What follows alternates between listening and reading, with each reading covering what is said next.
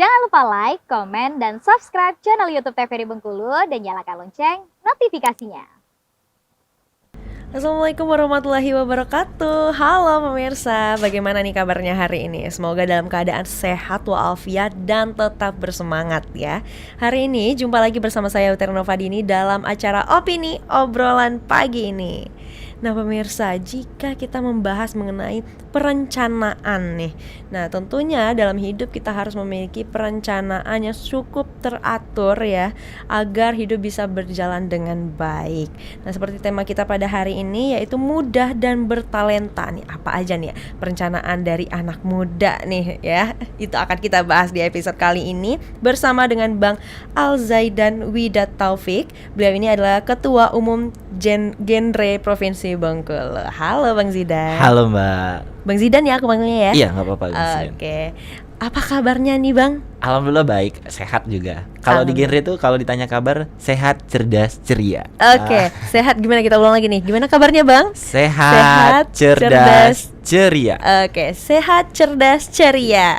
Oke, luar biasa. Itu dari slogannya terlihat sangat bersemangat anak-anak genre ini ya. Iya, memang kita energik banget Mbak. Emang harus energik banget ya. Ya Bang Zidan, boleh tahu nggak sih asalnya dari mana? Asal kalau aku kelahiran Jakarta, tapi tinggal saat ini di Bengkulu Tengah. Tinggal saat ini di Bengkulu Tengah. Oke, Iya. berarti berpindah nih. Kenapa bisa sampai ke Bengkulu Tengah tuh? Iya, dulu waktu sempat pindah dulu di sini waktu kecil, terus aku sekolah di Jakarta waktu SMA, terus karena usaha orang tua masih di sini, jadi akhirnya pindah dan kuliah di sini. Oh, kuliah di sini. Oke. Iya. Kalau sekarang kegiatan Abang sehari-harinya tuh ngapain aja sih Bang? Kalau saat ini aku masih kuliah, itu udah ngurusin skripsi yang pusing banget. Pusing banget itu. Ngurusin skripsi sama aku di genre dan juga aktif di penyiar radio Soronium. Oh, penyiar juga ternyata Iya. ini. Oke, siaran di salah satu radio juga ya. Iya. Nah, itu kayaknya agak susah ya membagi waktunya itu ya. Iya. Tapi nanti aja deh aku tanyain mengenai bagaimana nih Abang membagi waktunya. Tapi sekarang pengen tahu dulu nih, mungkin pemirsa juga banyak yang belum tahu apa sih sebenarnya genre ini. Nah, mungkin kalau pemirsa mungkin sering dengar genre mungkin lagu kali kayak Iya, misalnya genre lagu genre gitu ya, lagu gitu pop kan. dan lain-lain Pop. ya. Nah, sebenarnya enggak, genre itu akronim dan sudah ada di KBBI, itu kepanjangan dari Generasi Berencana. Dan Oke. itu merupakan organisasi kalau aku di genre Provinsi Bengkulu ada tingkatannya, dia dari kabupaten, kabupaten kota, provinsi, kemudian nasional. Jadi merupakan organisasi yang fokusnya bergerak di remaja. Kalau kita lebih sering fokus di CSE. Apa CSE itu? itu Comprehensive Sexual Education. Jadi Oke. kayak misal masalah kekerasan seksual, terus juga masalah mental health, terus tentang gender, dan juga kita fokus ke masalah 3 permasalahan remaja triad KRR. Nah, tadi kan salam nih. Iya, Nih, ini gini. ada artinya Ah, kalau di apa tuh genre. artinya? Kalau ini bulatan nih zero artinya. Zero. Zero tuh 0. Iya. 0 untuk 3 permasalahan remaja. Yang pertama Oke. ada seks pranikah. Kita Oke. nggak boleh seks Iya. sebelum nikah. Terus ada pernikahan usia anak. Iya. Kemudian ada nafza. Nafza, Iya, oke. jadi kita fokus di 3 permasalahan itu, termasuk masalah-masalah remaja dan isu remaja banyak lainnya. Oke, banyak sekali memang ya Iya. yang memang harus dibina nih, memang harus diatur dengan sebaik mungkin. Nah, itulah dia ada organisasi genre ini. Iya, benar banget. Oke. Nah, gimana sih genre itu melihat permasalahan-permasalahan khususnya untuk para anak muda generasi Z saat ini? Nah, benar banget. Kalau masalah remaja saat ini nih biasanya adalah mental health. Kita Mental health. di tahun 2023 ini lihat banyak banget masalah-masalah itu, dan kita di genre itu ada namanya konselor sebaya. Oke. PSKS, pendidik sebaya dan konselor sebaya. Jadi tugasnya untuk memberikan informasi tentang masalah mental health, terus juga masalah kenakalan remaja, masalah nafza, seks pranikah dan lainnya. Itu pendidik sebaya tugasnya, memberikan informasi. Oke. Atau KIE, komunikasi, informasi dan edukasi. Kemudian ada konselor sebayanya. Mereka sering mendengarkan cerita, curhatan, dan juga ada kita khusus ada namanya itu program namanya Rumah Kita. Jadi itu untuk dengarkan curhatan melalui online dan juga secara langsung di sekretariat kita. Oh, seperti itu. Jadi memang ada programnya ya. Iya, ada. Oke. Nah, untuk menjadi apa ya?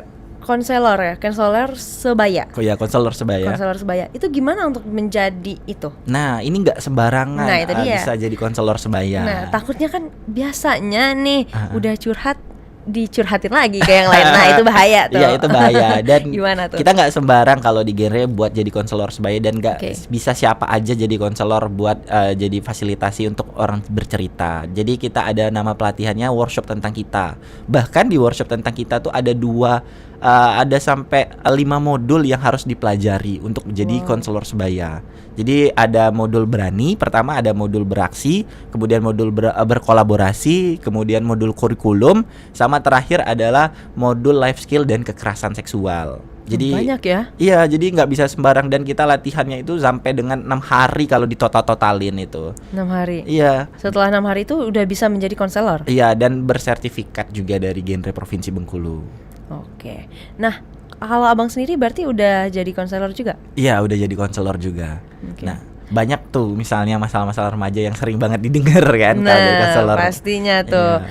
Nah, kalau untuk konselor ini gimana tuh caranya? Mungkin ada pemirsa opini nanti yang mau konsultasi ke kalian, gimana tuh caranya? Nah, bisa banget kalau misalnya pemirsa opini mau konselor ke genre. Jadi kita ada di sekretariat kita, ada di Jalan Pembangunan. Itu kalau misalnya mau secara langsung. Nah, datang aja di samping museum, kita depan sama Taman Budaya, itu sekretariat kita. Nah, kalau misalnya secara offline itu datang aja, kita pasti standby dari jam 2 sampai jam 5 sore. Nah, kalau misalnya mau bikin jadwal dulu, kita bisa lewat Instagram kita di Genre Bengkulu Official. Dan juga kalau misalnya lewat online itu ada WA dari Genre Bengkulu. Nah, kalau misalnya kan terkadang nih Mbak, kalau misalnya masalah konselingnya nggak selesai, kayak misalnya masalahnya itu terlalu berat.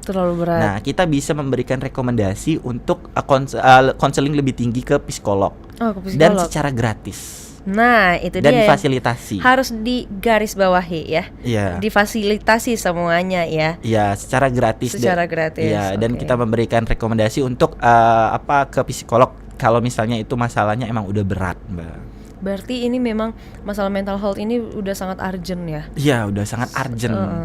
Karena itu merupakan kayak pisau dua sisi, karena itu dampaknya dari media sosial juga kan, sering banget. Iya, benar. Itu salah satu efek negatifnya kemajuan sosial media. Bisa dikatakan seperti itu ya? Iya, benar banget. Oke. Nah, kalau permasalahan yang sering didengar, yang sering dikeluhkan ini yang terjadi di remaja, itu biasanya apa sih? Biasanya tuh masalah sama keluarga.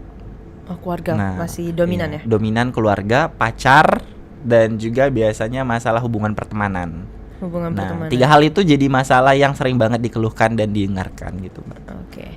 Nah, kalian nih sebagai konselor, tentunya itu ini juga ya, ada rasa capek nggak sih untuk mendengarkan terus? Kan mungkin takutnya negatifnya malah keserap ke kalian nih. Itu gimana tuh cara kalian?